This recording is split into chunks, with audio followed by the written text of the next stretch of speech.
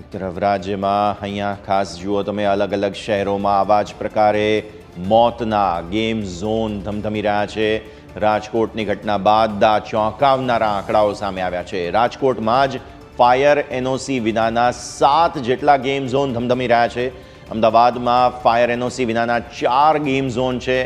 રાજકોટમાં BU permission વિનાના 8 game zone છે અને અમદાવાદમાં પણ બીયુ પરમિશન વિના 4 ગેમ ઝોન ધમધમી રમ્યા હતા. વડોદરામાં બીયુ પરમિશન વિના 4 જેટલા ગેમ ઝોન ધમધમતા જોવા મળ્યા. એટલે રાજકોટ, અમદાવાદ, વડોદરાની આટલી વિગતો જે છે તે અત્યાર સુધીમાં સામે આવી.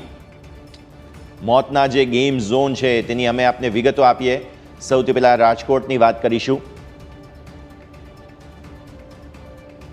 તો રાજકોટ જ્યાં ફાયર એનઓસી નથી, આ ફન બ્લાસ્ટ આ જાણીતું નામ છે, રિંગ રોડ પર આવેલું છે, જ્યાં તમને જોવા મળશે ફાયર એનઓસી નથી. પછી ઇન્ફિનિટી સ્પોર્ટ્સ કાલાવડ રોડ પર આ આવેલું છે કે જ્યાં ફાયર એનઓસી નથી.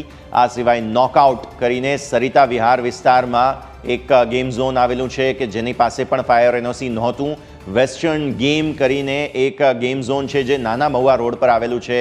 અને કોસ્મોપ્લેક્સ જે જાણીતું એક મલ્ટીપ્લેક્સ છે તેનું પોતાનું એક ગેમ ઝોન છે જે કાલાવડ રોડ પર આવેલું છે, તેની પાસે પણ ફાયર એનઓસી નથી.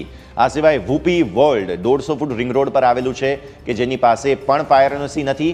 અને ખૂબ જ જાણીતું નામ રેસકોર્સ રિંગ રોડ પર આવેલ બાલ ભવન, આ સંસ્થા પાસે પણ ફાયર એનઓસી નથી. આ સિવાય fun world racecourse ring road પર આવેલું છે જેની પાસે માત્ર બીયુ પરમિશન નથી. એટલે ફાયર એનઓસી ફન વર્લ્ડ પાસે છે પરંતુ બીયુ પરમિશન નથી. આ વિગતો સામે આવી છે. હવે વાત અમદાવાદની આપણે કરીએ.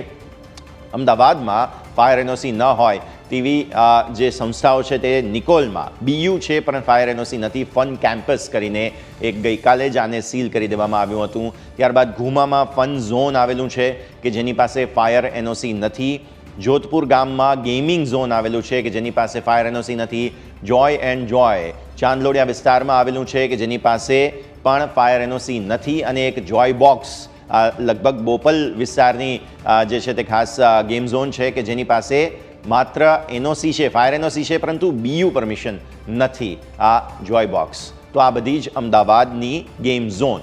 અને હવે આવો તમે વડોદરાની આપણે વાત કરીએ, જેની પાસે બીયુ પરમિશન જ નથી તેવી ટેસ્ટ ઓફ વડોદરા, આ રેડ ગોલ્ડન સર્કસ જે છે તેમની પાસે બીયુ પરમિશન નથી. આ રેડ ગોલ્ડન સર્કસ તમે જુઓ કે જેની પાસે પણ બીયુ પરમિશન નથી. પછી નવલખી વિસ્તારમાં આવેલ ફન ફેર હજુ શરૂ નથી થયું પરંતુ તેમની પાસે બીયુ પરમિશન નથી. આ સિવાય નવલખી વિસ્તારમાં ફન બ્લાસ્ટ આવેલું છે કે જેને 9 મેના રોજ જ બંધ કરવાના આદેશ આપી દેવાયા હતા, કારણ તેમની પાસે બીયુ પરમિશન નહોતી.